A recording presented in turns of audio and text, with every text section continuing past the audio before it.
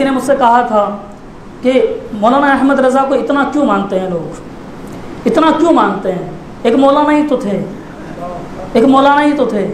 मैंने कहा वो तेरे लिए होंगे, हमारे लिए दलाइल अहले सुन्नत का नाम अहमद रज़ा, हमारे लिए दलाइल अहले सुन्नत का नाम अहमद रज़ा है, सुन्नियों की दलीलों का नाम अहमद रज़ा है। उसने पूछा ये कैसे साबित करके बताओ। मैंने कहा मैं तुम्हें बताता हूँ। एक दौर वो था कि हमारे बड़े मज़ारों पर जाते थे, मज़ारों पर जाते थे, वहाँ फूल पेश किया करते थे, फातिहा पढ़ा करते थे, उनके सदक़े में दुआएं भी मांगा करते थे। 11वीं जब आती तो देके चढ़ाई जाती थी, छठी शरीफ का लंगर लुटाया जाता था। वो अपने मरने वालों के तीजे और 40वें किया करते थे। लेकिन जब कोई बदमज़हब, जब कोई मन चला उनसे आकर पूछ लेता कि ज़रा बताओ मज़ारों पर जाते हो, तो वो कहते थे हाँ जाते हैं। वो पूछता था देगे पकाते हो, वो कहते थे हाँ पकाते हैं। 40वें करते हो, हाँ करते हैं। तो बताओ दलील क्या है, बताओ दलील क्या है? हमारे बड़ों के पास दलील नहीं थी, हमारे बड़ों को दलील याद नहीं थी। वो मना रहे थे, कर रहे थे, लेकिन दलीलें नहीं थी। हाँ, आलम ये था कि शिरक था जब नाज करना अहमद मुख्तार पर। दौर ये था कि शिरक था जब नाज करना अहमद मुख्तार पर। नुक्ताची थे लोग इल्म सैयद अबरार पर। हर वली हर गौस को बेदस्तो पास समझा गया, हर वली हर गौस को बेदस्तो पास समझा गया। या रसूल अल्लाह कहने पर था फतवा शिरक का, या रसूल अल्लाह कहने पर था फतवा शिरक का। कुफ्र पर एक दिन मशीयत को जलाल आ ही गया, कुफ्र पर एक दिन मशीयत को जलाल आ ही गया। मेरे आका की मोहब्बत का सवाल आ ही गया। सूरत तस्कीन की निकली दिले सीमाप से, एक किरण फूटी अचानक चरख पर महताब से।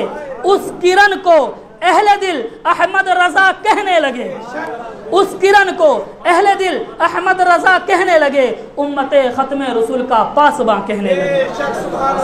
हमारे बड़ों के पास कोई दलीलें नहीं थी। फिर इमाम अहमद रज़ा इस दुनिया में तशरीफ़ लाए, इस दुनिया में उनकी विलादत हुई और फिर उनकी ज़िंदगी परवान चढ़ने लगी, उनकी उम्रें बढ़ने लगी और फिर उन्होंने इल्म दुनिया को भी हासिल किया, इल्म आखिरत को भी हासिल किया और इतनी कामयाबी हासिल की, इतने अजीम आलिम दीन बने कि अब कोई सुन्नी सही और अकीदा सीधे साधे मुसलमान से कोई पूछता है कि सुन्नी ज़रा बता अजमेर जाता है, तो वो सीना चौड़ा करके कहता है हाँ जाता हूँ। और फिर साथ में ये भी कहता है कि हकीकत का सलाम भी पेश करता हूँ, मोहब्बत के गजरे भी निछावर करता हूँ, जब छठी आती है तो लंगर भी लुटाता हूँ, जब 11वीं आती है तो देगे भी पकाता हूँ, जब रबीउल अव्वल आती है तो मिलाद भी मनाता हूँ। फिर वो पूछता है बता दलील क्या है, तो वो सुन्नी उंगली उठाता है और बरेली की तरफ इशारा कर देता है, वो बरेली की तरफ इशारा कर देता है और कहता है जा अहमद रज़ा के दरबार में, और तू अकेला ना जाना, तेरे हजरतों को भी ले जाना, तेरे सारे हजरतों को ले जाना, वहां तुझे आला हजरत मिलेंगे और फिर वो दलील देंगे। अगर तू तासुब का चश्मा उतार कर उनकी दलील सुनेगा तो यकीन जान वो बातें जो मैं सही मानता हूं तू भी सही मानेगा, तू भी सही मानेगा। और सिर्फ सही नहीं मानेगा बल्कि हाथ जोड़ कर कहेगा मैं मुजरिम हूं आका मुझे साथ ले लो, मैं मुजरिम हूं आका मुझे साथ ले लो कि रास्ते में है जा बजा खाने वाले।